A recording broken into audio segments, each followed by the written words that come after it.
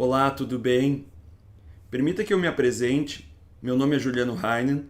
Eu trabalho como procurador de Estado do Rio Grande do Sul. Eu já fui advogado, defensor público e hoje também eu trabalho como professor na graduação, na pós-graduação, em cursos preparatórios para concurso. Sou autor de livros, notadamente na área do direito administrativo, e eu queria aqui te contar uma história.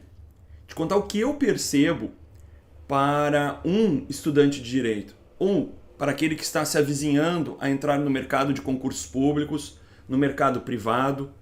E aqui quem vos fala é alguém que fez muitos concursos públicos, é alguém que há 20 anos prepara pessoas a fazerem concurso público, seja na primeira fase, segunda fase, fase oral. Ou seja, eu estou aqui a falar de alguém que viu muitas pessoas realizarem seus sonhos e o que elas fizeram para realizar seus sonhos, seja no âmbito privado, seja no âmbito público. Talvez o que eu te fale possa ou não fazer sentido, eu não sei, mas são ideias que eu espero que possam provocar o senhor, a senhora, a pensar como as carreiras jurídicas estão estruturadas em dois grandes flancos. O flanco do setor público, ou seja, para aquele que vai fazer concursos públicos, ou o flanco privado para aquele que vai ir para a advocacia, enfim, gestionar um escritório de advocacia ou ser contratado por um escritório de advocacia. É sobre esses dois planos que eu gostaria de falar com os senhores e as senhoras. Quem está falando aqui, repito, é alguém que viveu e convive com o mercado e alguém que prepara pessoas a concurso público, testou sua fórmula e essa fórmula foi uma fórmula virtuosa, uma fórmula de sucesso. E é a fórmula que eu vejo as pessoas que ingressam nesse mundo pretendem submeter-se ao desafio de passar no concurso público e acessar um cargo público. Para isso, eu gostaria de te mostrar a primeira coisa que eu acho que a gente pode conversar é: projetos de vida não são imediatos. Fala aqui alguém que é extremamente imediato, alguém que é ansioso, alguém que gosta de que as coisas aconteçam, que se dedica para que as coisas aconteçam, mas que é ansioso. Então, projetos de vida levam tempo. E eu vou te dar um exemplo do que se chama projeto de vida. Esse livro aqui, esse curso de Direito Administrativo, eu levei 10 anos para escrever ele. E foi um prazer enorme. Escrever sobre Direito Administrativo é enorme. E nesses 10 anos, as leis foram mudando, a jurisprudência foi mudando, eu fui atualizando o livro. E esse livro, já no primeiro ano, esgotou a primeira edição. No segundo ano, esgotou a segunda edição. A terceira edição esgotou em 4 meses. É um livro que praticamente todas as questões de concurso público, elas estavam nesse livro. Teve uma vez, não vou dizer qual é o concurso, eu preparava pessoas para o concurso público e dizia: olha, eu conheço bem a examinadora, ela tende a cobrar disso, nesse ponto. E aí naquele pré-prova eu acertei 7 questões de 10. Aí eu fui conversar depois com a examinadora e disse assim: oi, fulana, tudo bem? Gostei muito da sua prova. Até estava preparando pessoas. Ela disse: sim, Juliana, eu usei teu livro para fazer o concurso. Eu usei as questões de concurso, eu tirei do teu livro. Então, projetos de vida reclamam tempo. Se eu fosse uma pessoa ansiosa, enfim, eu teria feito um livro, seria mais um no mercado, mas eu pretendi que não fosse mais um. Que fosse uma obra completa, com jurisprudência, com facilitadores de memória. Então, essa é a prova viva que eu gostaria de te passar. Em primeiro lugar, vamos colocar em mente que projetos de vida levarão tempo. Talvez não 10 anos, mas notadamente em 1 mês, 6 meses, é muito difícil, é raro que coisas do tipo um concurso aconteça, um concurso de ponta, até pode. Eu passei num concurso, procurador do município de Porto Alegre, 6 meses depois de formado. Até é possível, mas é raro. Ou que se consiga ser um advogado de sucesso começando no nada em 6 meses. Isso é praticamente impossível. Eu não conheço, se você conhece, me apresente. Eu vou gostar de saber da história dessa pessoa, adoro história de pessoas, adoro trabalhar com pessoas, eu adoro trabalhar com o direito, ser advogado público, porque você trabalha com pessoas, eu adoro trabalhar com pessoas, acho que as pessoas são fascinantes, o ser humano é fascinante. Então eu gostaria de te mostrar uma primeira cena eu gostaria de te mostrar, que não é basicamente essa cena, mas enfim, eu gostaria, e aí aqui eu já faço, então, para você, se você quiser me seguir no Instagram, aqui tem a página para você baixar material, ver os vídeos, enfim, julianoheinen.com.br. Está entre os 300 sites mais acessados do bairro Maitá. Bom, nesse caso, eu te mostro essa cena. Essa cena, ela demonstra que nós temos 99% das pessoas e 2% das pessoas. O que você quer dizer com isso, Juliano? Eu quero dizer que 98%, 97% das pessoas é sonho e somente 2 a 3% é realidade. Como assim, Juliano? Quer dizer que 2% das pessoas, os 3% realizam seus sonhos? Sim. Juliano, mas isso não é alentador. Sim, não é alentador. Aqui nós estamos falando do mundo real. Bem-vindo, mundo real. Juliano, mas então somente 10% das, ou melhor, 3%, 5%, 2% das pessoas, elas conseguem materializar seus sonhos? Sim.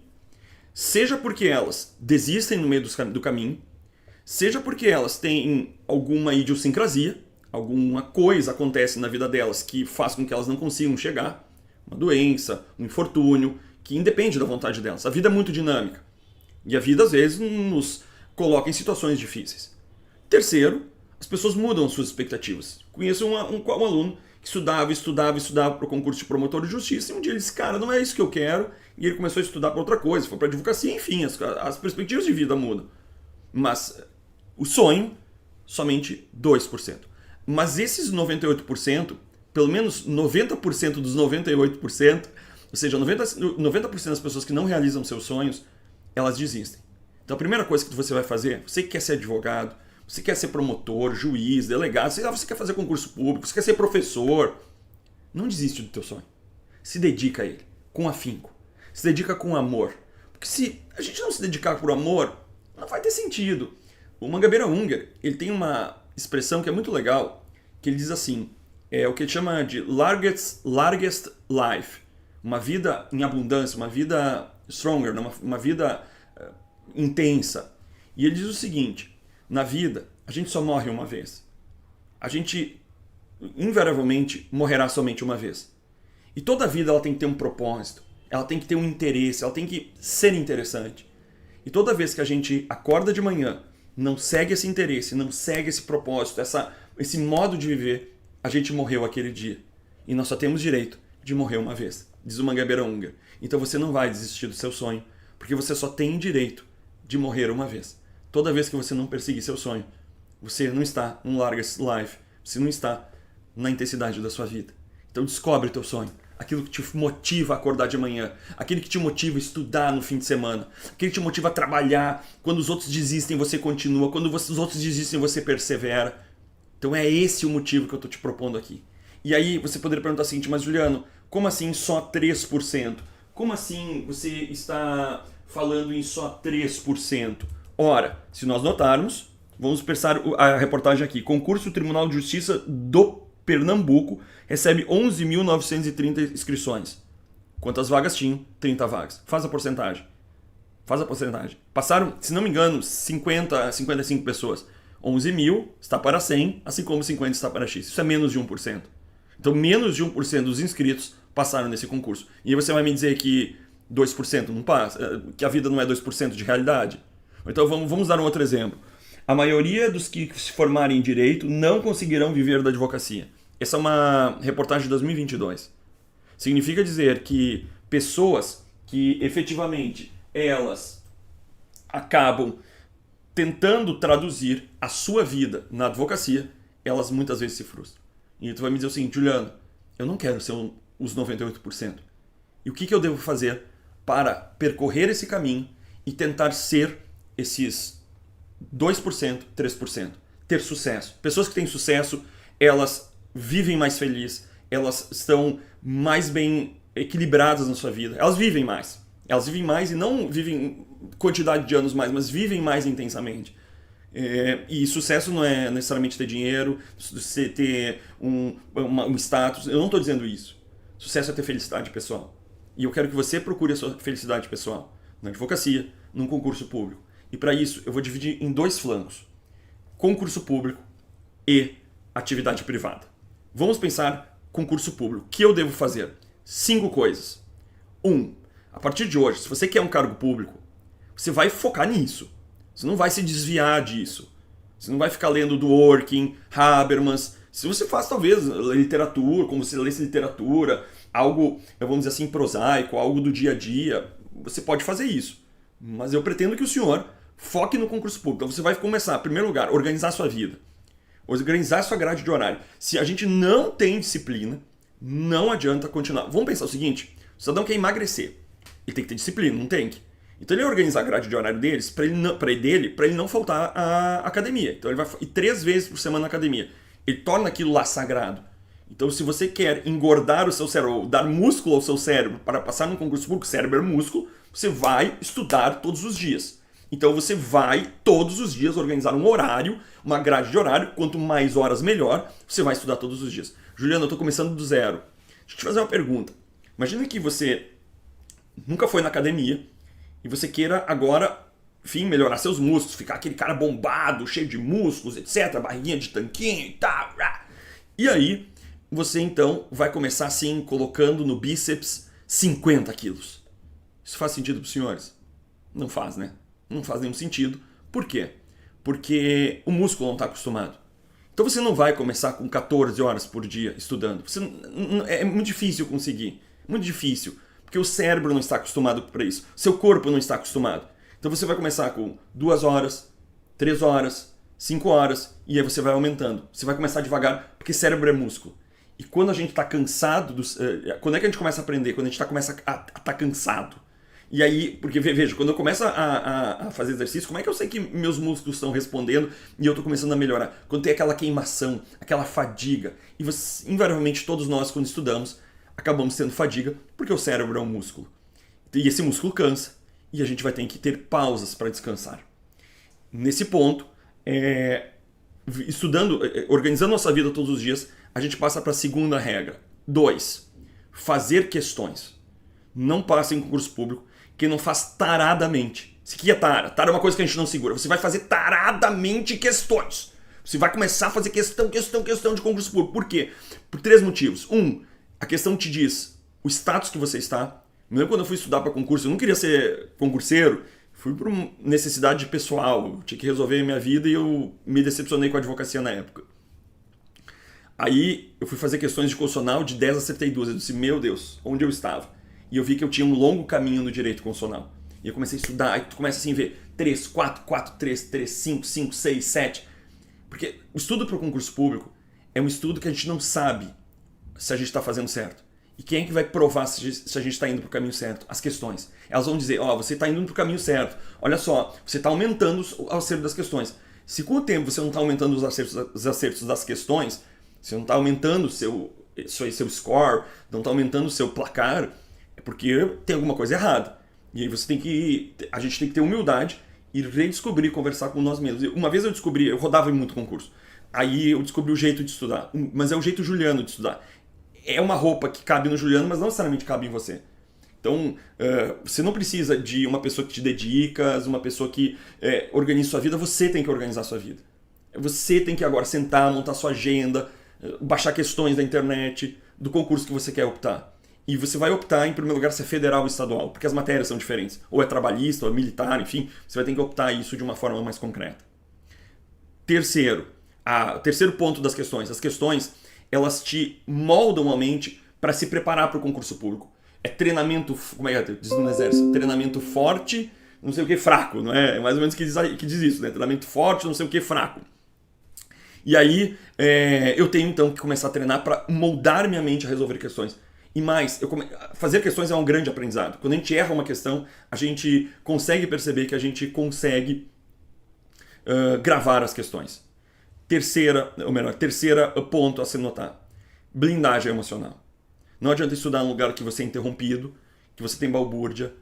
Muita gente aluga, hoje já tem coworkings, bibliotecas.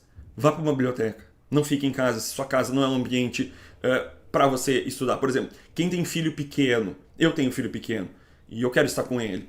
E quando ele chega e diz assim, pai, eu gostaria que você ficasse comigo, me toca o coração e eu não consigo mais continuar, e aí eu vou brincar com ele. Só que, veja, se eu digo assim, olha, eu gostaria de... não tem como continuar. Então é melhor, se eu tivesse que estudar para concurso, ir para uma biblioteca. Eu ficaria mais inteiro, porque o tempo tem que ser líquido. Você vai comprar um cronômetro E cada vez que você interromper para olhar o WhatsApp, aliás, você não vai estudar com o WhatsApp ligado, com o celular ligado. Vai ficar a tentação de você entrar no Instagram, entrar no WhatsApp, entrar no Facebook. Você vai desligar o celular. Salvo se for uma questão urgente, que dá a tentação. E aí, toda vez que você for pro banheiro, se dispersar, você para o cronômetro. E faz o teste. Quanto tempo você aguenta? Qual é a sua resistência para ficar concentrado estudando? Quarto, aula dada é aula revisada amanhã. Matéria estudada é matéria revisada amanhã. Por quê? Porque nosso cérebro, ele apaga as questões. Ele tende a apagar a memória que não foi por córtex. Então, se eu li hoje ato administrativo, foi lá, peguei o livro do Juliano, estudei licitações, legal. Amanhã eu quero saber o quanto você sabe das licitações. Eu consigo contar 30%, é 30% que ficou na tua mente. Só que se você revisar a matéria, e revisar não é estudar de novo, é você pegar suas anotações e ler de novo, essa matéria volta a 90%. E depois, no outro dia, 90%. Então você vai estudar e revisar 2 vezes. Nesse caso, você acaba potencializando a sua vida, essa matéria na sua vida. O método de estudar por revisão ele é muito importante, porque no sono essa matéria acaba. E outra, vai chegar um ponto em que a gente está muito cansado no dia e não vai reter o conhecimento, é muito difícil, porque essa parte aqui do cérebro, ela fica inteira, ela fica, não sei, como é que eu posso dizer assim, fica congestionada, fica cheia, ficou horrível, mas enfim, e a gente não consegue mais reter essa memória curta. E é no sono que a gente consegue esvaziar a mente e reorganizar as ideias. Então me perguntaram um dia, Juliano, como é que você passou em tantos concursos públicos? Dormindo e estudando. Ou seja, o sono é muito importante para a memória. Não deixe de dormir, não deixe de ter uma boa noite de sono, porque é mais difícil reter o conhecimento quando a gente não tem uma boa noite de sono. Quinto, e é o mais importante, tenha fé. Fé em você, fé em Deus, que vai dar certo. Se você não tiver fé, se a gente não tiver fé na gente, muito difícil a gente conseguir.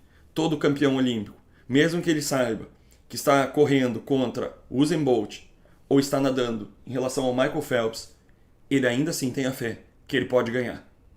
E muitas vezes eles ganham. Se a gente não acreditar que a gente pode conseguir, vai ser só nosso pai, nossa mãe, nossa namorada, nossa esposa, as pessoas que nos amam, nossos amigos, que eles vão ter fé na gente. Mas antes de tudo, as pessoas sempre vão ter fé na gente porque elas nos amam. É importante que o senhor e a senhora tenha fé em você, porque esse é o combustível e talvez desses 5 elementos o mais importante para fazer valer na sua vida. E aí a pergunta é, Juliano, mas nem todo mundo faz essas 5 regras. Aí sabe o que acontece? Essas pessoas ficam nos 98%. Sabe por quê, gente? Porque somente 2% seguirão as 5 regras do concurseiro de sucesso. Não desiste. Segue o que eu estou te dizendo. Eu testei isso. Você não precisa de coaching. Você não precisa de outra pessoa. Se quiser contratar, não tem problema. Você não precisa disso. Você seguir essas regras. Eu tenho certeza que dia menos dia você vai passar no concurso. Eu termino aqui a parte de concurso público. Falo para quem quer ir para o mercado da advocacia. E aí, obviamente, o mercado não tem mais espaço, ou tem um diminuto espaço, ou em alguns locais ele ainda terá esse espaço para os generalistas.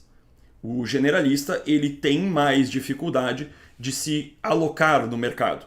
Talvez mercados em que nós não temos tanta concorrência, esse generalista ele acontecerá. Agora, o senhor e a senhora tem que ser uma referência. Se o senhor quer ser um advogado, as pessoas têm que olhar para o senhor e dizer o seguinte, esse cara resolve o meu problema. Um empresário, eu trabalho com grandes empresários, ele não quer saber se você tem doutorado, é professor de não sei o que, ele não quer saber isso. Ele quer que você saiba resolver um problema. E cada vez mais eles procuram pessoas que têm experiência. Pessoas que resolveram problemas. E não importa se é jovem ou pessoas de mais idade, enfim, não importa isso. Ele quer saber se você sabe resolver um problema. E para tanto, é muito difícil achar pessoas que pensam fora da caixa, pessoas que conseguem dominar certos elementos do direito e transformar aquilo em uma forma de resolver problemas. Ver fora da caixa, ver o que ninguém vê. Para tanto, a gente vai ter que estudar muito e estudar todos os dias também. Aquela matéria. Só que aqui é algo mais saboroso. Porque você, por exemplo, o cidadão adora direito de família, tá? E ele está estudando para concurso. Aí diz, olha, eu vou estudar para promotor de justiça, que lá, ou juiz de direito, que lá eu vou trabalhar com família. Só que eu tenho que nesse meio tempo estudar penal, tributário, administrativo, enfim, matérias que não são direito de família. Agora o advogado de família, o cara que siga a advocacia de família, ele vai ficar focado em família, estudando prazerosamente só a matéria que ele gosta. E vai tentar se tornar uma referência. Vai participar de congressos, vai publicar artigos, vai, enfim, fazer o network dele. E o que eu noto é que muito importante na advocacia é conhecer pessoas. A gente não faz nada sozinho e as pessoas indicam pessoas para resolverem problemas. Então vale a pena estabelecer uma série de relações neste panorama. Tudo bem? Só que aí você poderia dizer o seguinte, Juliano, eu adoro direito penal e direito de família. Eu sei, é difícil. Eu tô numa cruzada de convencer as pessoas que o direito administrativo é saboroso, que o direito administrativo é legal. Eu sei que eu tenho. Eu tô perdendo de 7-1 pra família e pro penal, que eles são apaixonantes. Só que vamos ver no nosso gráfico, tá? Vamos voltar ao nosso gráfico. Então eu tenho ali 98%. Vamos ver a procura pelo mercado. Isso aqui não é meu, isso é uma pesquisa da Datafolha, tá a referência ali embaixo. Isso aqui não é meu, é da Datafolha, tá ali a referência embaixo. Resposta espontânea dos advogados aonde eles atuam. Família e sucessões, 42%. 42% trabalhando com família. Trabalhista, 38%. Previdenciário, 24%. Consumidor, criminal, empresarial. E aí, lá embaixo, 9% administrativo. 9% administrativo. Aí vamos ver como é que está o mercado de advocacia. 44% ganha até R$ 2.500. 26%, 2.500, 5.000. E acima de R$ 10 mil, 11%. Acima de R$ 10 mil, 11%. Aí poderia perguntar o seguinte, mas Juliano, tá brabo esse mercado? Depende. Vamos lá. Se você, não estou dizendo para você não seguir seu sonho. Você tem que seguir seu sonho. Essa é a primeira premissa. Mas vamos lá. Se você... Eu amo direito de família, eu quero seguir meu sonho, eu adoro direito de família. Vamos lá. É você a torcida do Flamengo. É você e 42. Agora, se você seguir o administrativo, você compete com quem na advocacia? 9%. Ah, Juliano, mas a família tem mais mercado, porque todo mundo tem família. Gente, todo mundo tem problema com o Estado. É o maior... Vamos lá. Tu vai dizer o seguinte, mas tem mais mercado família. Mais ou menos. Qual é o maior cliente do país hoje? O Estado, a Fazenda Pública. É o maior volume de ações. Chega a superar quase 50% do volume de ações. É a Fazenda Pública. Então, você vai me dizer que não tem mercado? Oi? Então, vamos lá. Eu vou mostrar um outro gráfico aqui, que eu preparei para os senhores. Então, aqui eu tenho um gráfico para quem atua no direito de família. Então, o começo, nesse número 1, ele vai ser uma concorrência extremamente difícil. Então, você entrou no mercado, você entra no verde, no estágio 1. Uma concorrência enorme. Muita gente, difícil passar para o nível 2. Quando você consegue superar o nível 2, realmente fica mais fácil, você concorre menos, você ganha mais. E aí, no 3, você é uma referência. E aí, a concorrência é muito menor. Agora, eu te convido a pensar que você vai atuar no setor elétrico, no setor de gás, no setor regulado da telefonia. Como é que vai ser? A concorrência é muito menor, senhores. Você concorre com 2, 3, 4 pessoas que trabalham bem com isso. Então, se você focar, estudar mesmo a telefonia, tal, a tua concorrência é muito maior. E os valores são bilionários. Tem um amigo meu que diz o seguinte, mas Juliano, trabalhar num processo por 10 mil reais é o mesmo trabalho de eu trabalhar num processo de R$1 bilhão. A frase não é tão verdadeira assim, porque de R$1 bilhão vai ter muito mais complexidade, os advogados são bem mais preparados, e não é tão bem a verdade assim, mas processualmente é verdade. É o mesmo rito processual. Então, você para chegar a R$1 bilhão, não vamos exagerar tanto, vamos pensar assim, você está trabalhando num contrato de energia elétrica, que normalmente esses contratos são de bilhões para cima. Você cobrou 2%, não cobrou 10%, cobrou 2%. Então 2% de R$2 bilhões, ao que me cabe, daria em torno de R$20 milhões, enfim, não é? Então você tá, vamos lá, se você ganhasse 20 milhões hoje, professor, parava de trabalhar, mudava a minha vida. Você trabalhando num processo, eu vou repetir, em um processo do setor elétrico, você está de R$2 bilhões esse contrato, e todos são bilhões para cima, você está cobrando 2%, ganhando, então, desculpa, eu fiz o cálculo errado, 1% daria 20 milhões de reais, 40 milhões de reais. Até melhorei aqui os honorários. 40 milhões de reais. E, obviamente, se você vai ter uma cláusula de sucesso, enfim, ou seja, vale a pena trabalhar Quantas ações, separações, divórcios, ou mesmo inventário, que são processos muitas vezes bem lucrativos, você ganhar 40 milhões de reais? Tá percebendo o que eu tô te dizendo? Ou vamos passar por direito penal. Quantas pessoas trabalham no direito penal? Você é a torcida do Flamengo. Então, o que eu tô dizendo, segue teu sonho se você gosta do penal, do civil. Eu só tô dizendo que existem outras áreas pouco exploradas, novas tecnologias, direito administrativo, ou seja, são áreas que reclamam bons profissionais.